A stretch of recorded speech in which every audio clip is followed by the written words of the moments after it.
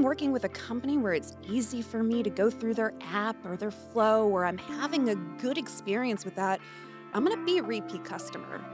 So I'm going to retain that. It builds trust and it helps your brand. Welcome to People at Pyramid, a weekly podcast that introduces you to your fellow Pyramid Club members. My name is Vince Quinn, the Content Studio Director, and I'm here to showcase the stories of your fellow members, explore the ways that they can help you and your network, and make it easy for you to connect. With that, let's meet our next member.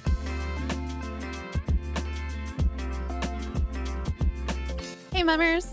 I'm Nikki Kuhn. I've been a member for about 6 months now, and I am a founder of the company Scallywag.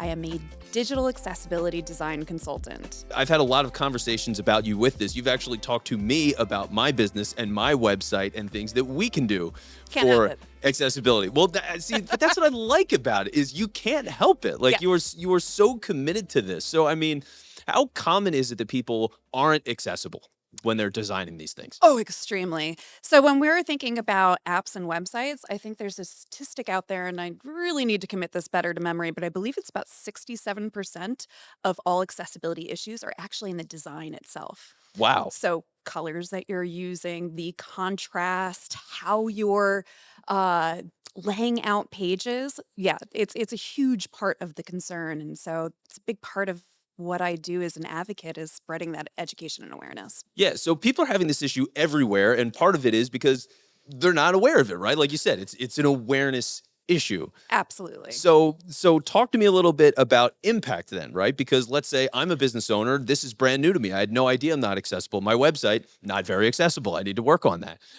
So how does this impact me as a business owner not being accessible? Yeah, so there's a few things, especially when we're here in the United States, we have the ADA laws. So basically, it's illegal not to have an accessibility compliant website. But unfortunately, all that means here is that you're liable for a lawsuit. So it's kind of on the people who have disabilities to sue you because they don't have access to the content. Other countries like Europe are starting to introduce more things, including fines and even jail time, although I'd be curious to see if anyone ever gets jailed for this. Yeah. I think it's more of a deterrent so people just don't keep paying off the fines. But really, what I always try to hone in on is that when you create more accessible experiences, you're really benefiting all people. Because when we're thinking about creating accessible content and designing for that, we're creating materials that work for low vision users, which even as somebody like myself with 20/20 vision, well, getting older, it's starting to decline. But if I'm on my phone and I'm looking at yellow text on a white background, it's going to be really hard for me to read. But if I go out into the sun and try to read that, it's going to be near impossible. So the more that you keep in mind all of these accessibility needs, the more that you're just benefiting all people. Yeah, and see, all people, I think, is a key there, right? Yes. Because in a lot of ways, I think for people, especially as you're just approaching it, it's like, okay, well now there's so many different kinds of disabilities out there. Am I building just for people with this disability versus that disability and all those kinds of things? And which I think is the wrong way to look at it. Absolutely. Because if I'm understanding you right from the conversations that we've had, it's really that by thinking of these people, you're just including everyone. It's not like these things that you're doing for people with different disabilities is excluding other people, right? It's just it just works now for everyone instead of a more segmented part of the population. Absolutely. So here in the United States, I believe it's 1 in 4 that are registered as having a disability. Now, I'd argue that that number is much bigger. I myself am neurodivergent, so I'm ADHD and dyslexic, but I didn't have a diagnosis until later in life. I had no idea that I was neurodivergent. So I believe that number's much larger. And not only that, but as people age, that number gets bigger. So yes, it's not about, because I've heard the argument that we're, why design for 1% of the population? Well, it's not. But also, it's about not excluding people. You're expanding your market reach when you are designing with all of these considerations in mind. Yeah, so on the most like cynical, selfish business level, right? I'll just get dark for a second Yeah, here. go for it. you can make more money by doing this, right? Like Yeah, just that's it, right? It's not just doing this arbitrarily or for basic goodwill. Like there is a business side to this where, hey, you make these kinds of investments, like you're opening the door to other kinds of people that will want to stay on your website and check out what you do and buy your stuff. absolutely. I've again, I don't have these numbers top of mind, but I mean, the target audience of people that have disabilities, their spending power is vast and huge. And if people are including them more into the design process and creating their products, you're gonna open it up and expand that market so much more. And not only that, but if I'm working with a company where it's easy for me to go through their app or their flow, or I'm having a good experience with that, I'm gonna be a repeat customer. So I'm gonna retain that. It builds trust and it helps your brand. Yeah, it separates you from competition as well. S- What are the odds that your competition is also friendly in this way, right? Like Right. Yes. it's a huge world. So let's go through this a little bit of some of the basic things then, right? Because Sure. as a business owner, I'm trying to be more accessible then. Yeah. What are some of the common things that I might be needing to adjust? What are some of the common problems you see out there? Yeah, if we're just going to hit on some of those key things where it's easy for anyone to be able to consider it more without having an expert. One of the main things is making sure that all of your text images on your app, website, digital content have alternative text. So that's that alt text. So, why we do this? Well, for several reasons. If somebody is using a screen reader, that's how they're going to understand what that image is. So, especially if you're thinking about e commerce websites, how often they don't have alt tags to it. Well, if I'm using a screen reader and I can't see what the image is, how do I know what I'm buying? You want to be able to include an alternative description on all of those images.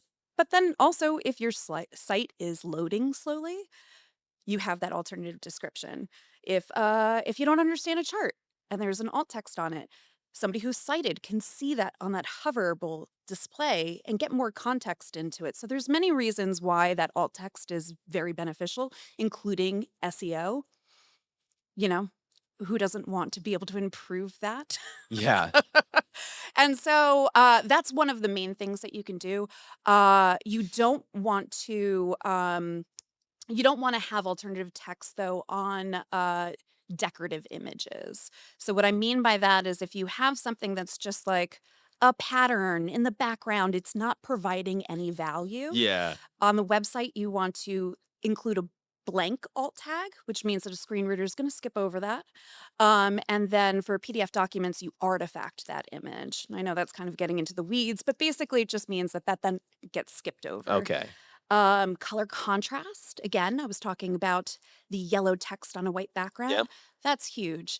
And I know that this is a new concept for a lot of people, but you can easily Google color contrast checkers. And I recommend this for everybody, especially with your text, just to make sure that your background color and your foreground color have a good color contrast, because that's going to help anyone with visual disabilities. And then, like I said, in those situations when you're out in the sun.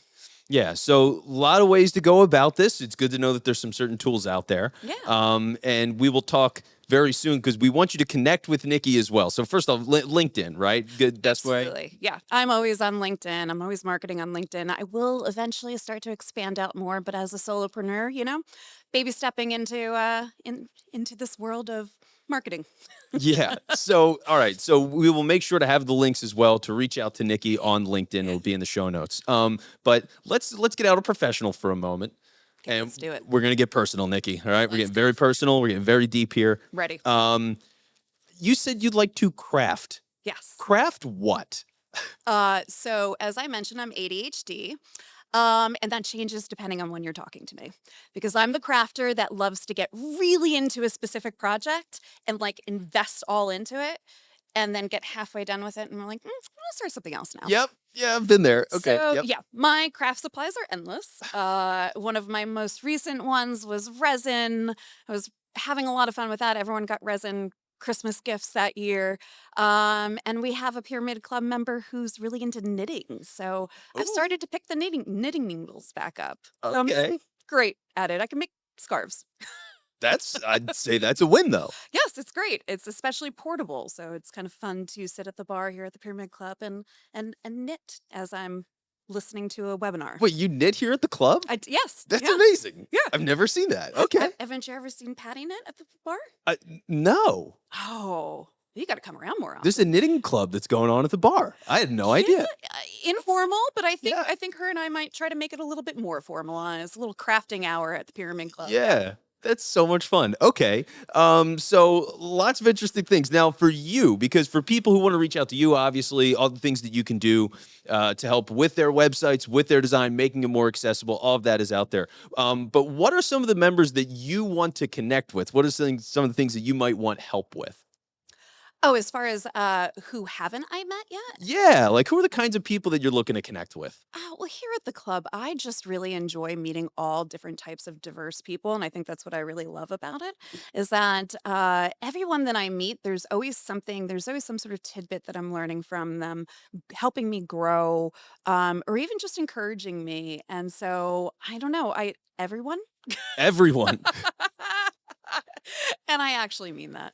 All right. And then I know you have a big interest in podcasting as well. I do, yes. So, yeah. So, from that standpoint, I mean, talking about guesting, for example, Yes. and being on shows in that way. So, tell me more about that. Yeah. So again, as an advocate of accessibility, I'm always trying to spread awareness and education, and also as an advocate of neurodivergence. So as I had mentioned, I'm ADHD and dyslexic, and I'm also on the board of the Neurodiversity Employment Network here in Philadelphia. And so I believe that neuroinclusion is just so incredibly important. And I also do talks on how to design for neurodivergence. And so that's something that's just very near and dear to my heart. So anything around user experience design, design in general, really, accessibility and neurodivergence, those are kind of my three topics that kind of make it into every presentation I do. So, book her for your podcast, get her on stages, anything that you could do where Yes. Nikki could be a help. Feel free to reach out to her on LinkedIn, Yeah. as we've discussed. And also, Nikki, Technology Roundtable, which we have not mentioned yet. You're one of the co chairs for it. So, talk to me a little bit about the Technology Roundtable. Yeah, it's me and another member, Shane Couturier. We decided to come up with a roundtable for technology because I come from this design and creative background, and he comes from this technical and cybersecurity background. So we thought between the two of us, we'd bring some interesting perspectives to technology here at the Pyramid Club. And so we're always looking for new speakers, guest speakers as well. And we're just trying to bring new and innovative topics that folks might be interested in or may not be so aware of. Yeah, because there's a million things out there, which is the beauty of just labeling it technology roundtable, Yeah. because it can cover so many different angles, so many different departments of a business, like really anything and everything. Purposely vague for that reason. Yeah, Yes. we didn't want to exclude, we wanted to include. Oh, look at that. You love to see it. So, okay. Well, so same thing. LinkedIn, like what's the best way to get in touch with you about the technology roundtable? Also LinkedIn, yes, I try to post as often as I can to talk about what's upcoming with the Technology Roundtable, and it's always an open invitation for anyone who might be interested, wants to be a guest or a guest speaker. I'm always here. Well, you are always here, which is why it's great to have you here on this show because I see you at the club all the time. I am. So thank you so much for hopping on the show, and Thank I'll you. be seeing you around the club knitting sometime soon. Yes, yes, I'll have you come join me.